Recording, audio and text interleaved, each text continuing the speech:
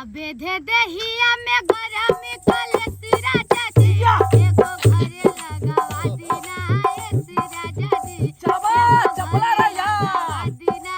AC राजा जी हवा बुढ़ी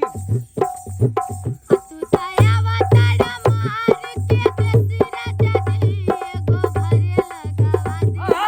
एसी राजा जी एगो घरे लगावा दीना एसी राजा जी पंखा कूलर से गरमी न जाला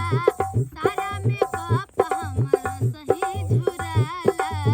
पंखा कूलर से गरमी न जाला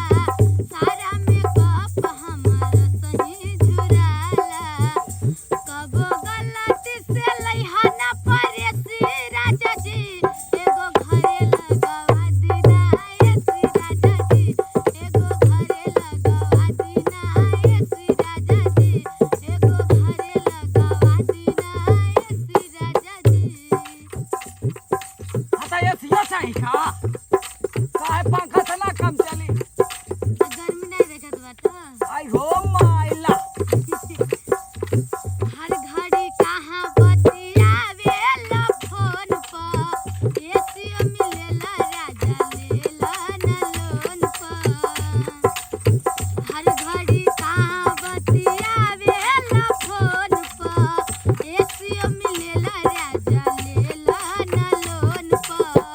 अब भले पैसा लगी सावन तनी बेसी राजा जी एगो घरे लगावा दीना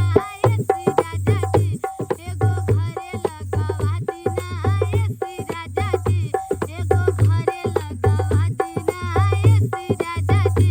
तू दयावा तारा मार के देसी राजा जी एगो घरे लगावा दीना एसी राजा जी एगो घरे लगावा दीना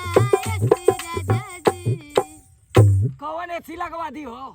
पड़वा बेच दी काब की हाँ बेच दे सच में सच में यही से कहा तनी काहे गोरहर रखल जाता रू नहीं लगाता पहले लावली लगाई नी फेरे लावली आई हो माइला हम्म